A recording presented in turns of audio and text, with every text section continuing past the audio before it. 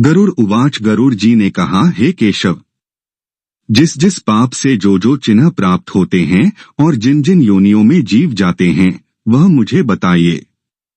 श्री भगवानुवाच। श्री भगवान ने कहा, नरक से आए हुए पापी जिन पापों के द्वारा जिस योनि में आते हैं और जिस पाप से जो चिन्ह होता है वह मुझसे सुनो।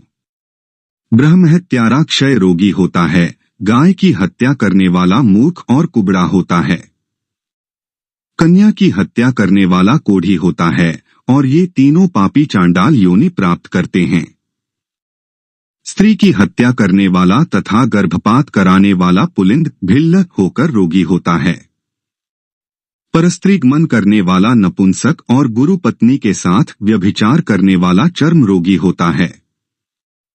मांस का भोजन करने वाले का अंग अत्यंत लाल होता है। मद्य पीने वाले के दांत काले होते हैं। लालचवश अभक्ष्य भक्षण करने वाले ब्राह्मण को महोदर रोग होता है। जो दूसरे को दिए बिना मिष्टान्न खाता है उसे गले में गंडमाला रोग होता है। श्राद्ध में अपवित्र अन्न देने वाला श्वेत कुष्ठी होता है। गर्व से गुरु का अपमान करने वाला मनुष्य मिर्गी का रोगी होता है। वेदशास्त्र की निंदा करने वाला निश्चित ही पांडुरोगी होता है। झूठी गवाही देने वाला गूंगा, पक्ति भेद करने वाला काना, विवाह में विघ्न करने वाला व्यक्ति ओष्ठ रहित और पुस्तक चुराने वाला जन्मांध होता है। गाय और ब्राह्मण को पैर से मारने वाला लूला लंगड़ा होता है। झूठ बोलने वाला हकलाकर बोलता है तथा झूठी बात सुनने वाला बहरा होता है।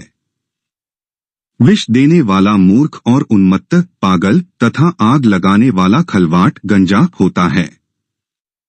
पल मांस बेचने वाला अभागा और दूसरे का मांस खाने वाला रोगी होता है। रत्नों का अपहरण करने वाला हीन जाति में उत्पन्न होता है। सोना चुराने वाला नखरोगी और अन्य धातुओं को चुराने वाला निर्धन होता है।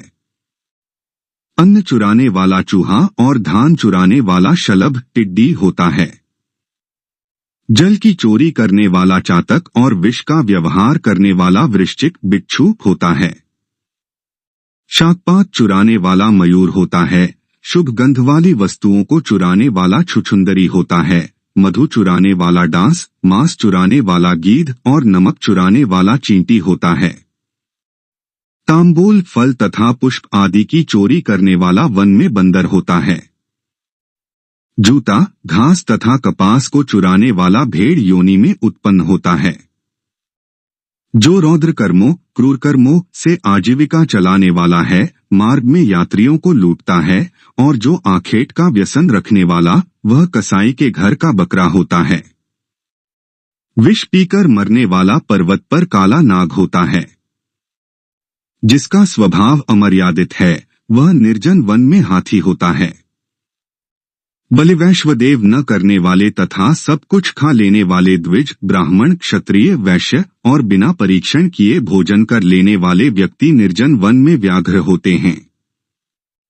जो ब्राह्मण गायत्री का स्मरण नहीं करता और जो संध्योपासना नहीं करता, जिसका अंत स्वरूप दूषित तथा बाह्य स्वरूप साधु की तरह प्रतीत होता है, वह ब्राह्मण बगुला होता है।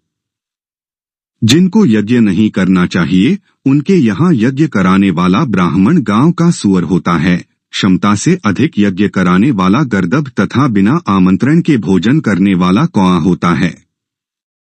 जो सत्पात्र शिष्य को विद्या नहीं प्रदान करता वह ब्राह्मण बैल होता है। गुरु की सेवा न करने वाला शिष्य बैल और गधा होता है। गुरु के प्रति अपमान के तात्पर्य से हूँ या तुम शब्दों का उच्चारण करने वाला और वाद विवादों में ब्राह्मण को पराजित करने वाला जल विहीन अरण्य में ब्रह्मा राक्षस होता है। प्रतिज्ञा करके द्विज को दान न देने वाला सियार होता है। सत्पुरुषों का अनादर करने वाला व्यक्ति अग्निमुख सियार होता है। मित्र से द्रोह करने वाला पर्वत का गीध होता है और क्रय में धोखा देने वाला उल्लू होता है। वर्णाश्रम की निंदा करने वाला वन में कपोत होता है। आशा को तोड़ने वाला और स्नेह को नष्ट करने वाला, द्वेषवश स्त्री का परित्याग कर देने वाला बहुत काल तक चक्रवाक चकोर होता है। माता पिता, गुरु से द्वेष करने वाला तथा बहन और भाई से शत्रुता करने वाला हजारों जन्मों तक गर्भ में या योनि में नष्ट होता रहता है। साससुर को अपशब्द कहने वाली स्त्री तथा नित्य कलह करने वाली स्त्री जलौका अर्थात जल जोंक होती है और पति की भर्त्सना करने वाली नारी जू होती है। अपने पति का परित्याग करके परपुरुष का सेवन करने वाली स्त्री वल्गुनी, चमगादड़ी, छिपकली अथवा दो मुंह वाली सर्पिणी होती है।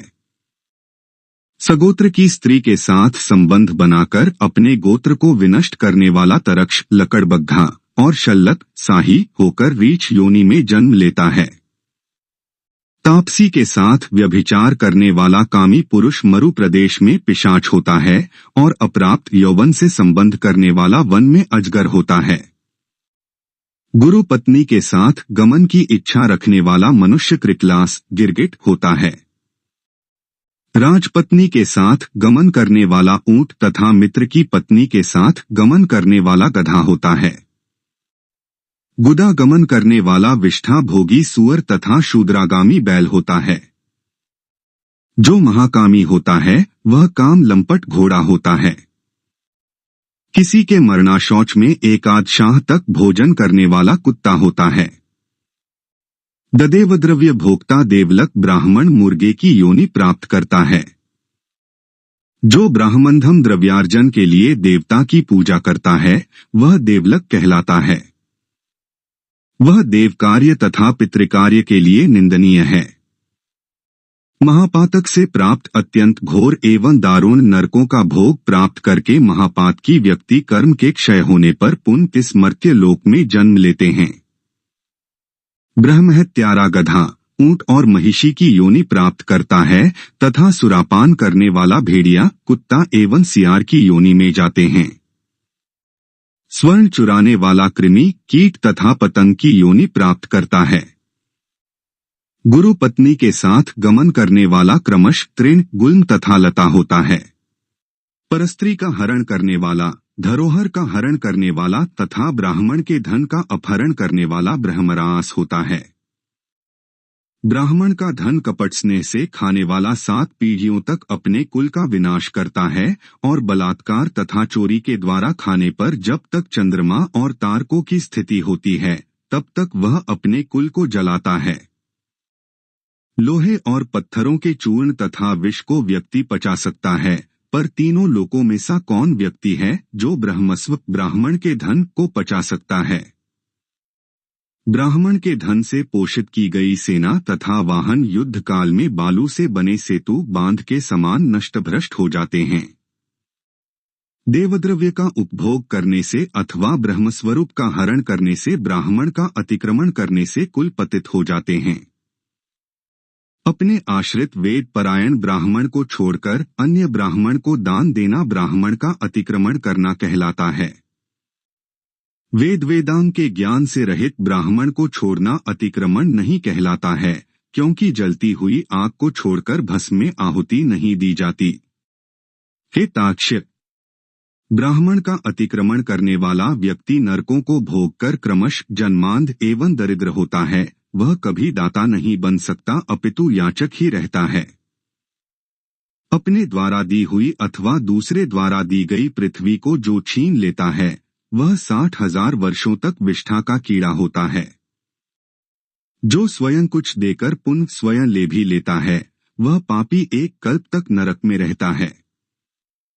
जीविका अथवा भूमि का दान देकर यत्नपूर्वक उसकी रक्षा करनी चाहिए। जो रक्षा नहीं करता प्रत्युत उसे हर लेता है वह पंगु अर्थात लंगड़ा कुत्ता होता है।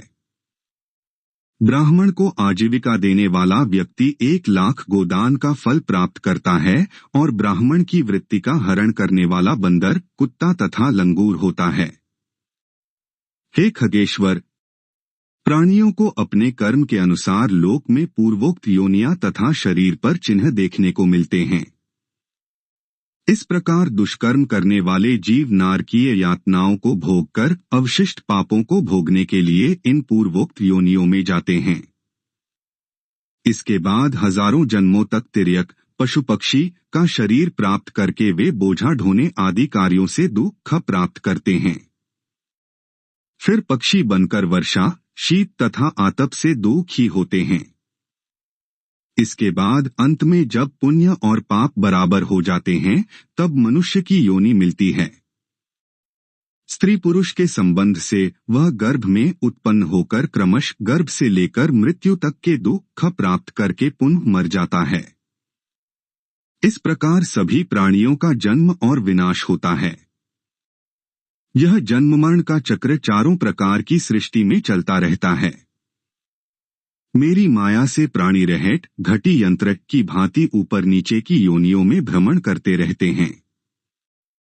कर्मपाश बंधे रहकर कभी वे नरक में और कभी भूमि पर जन्म लेते हैं। दान न देने से प्राणी दरिद्र होता है।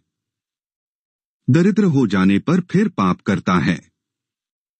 पाप के प्रभाव से नरक में जाता है और नरक से लौटकर पुनः दरिद्र और पुनः पापी होता है। प्राणी के द्वारा किए गए शुभ और अशुभ कर्मों का फल भोग उसे अवश्य ही भोगना पड़ता है, क्योंकि सैकड़ों कल्पों के बीत जाने पर भी बिना भोग के कर्म फल का नाश नहीं होता। इस प्रकार गरुड़ पुराण के अंतर्गत सारोद्धार में पापचय निरूपण नामक 5वां अध्याय पूर्ण हुआ।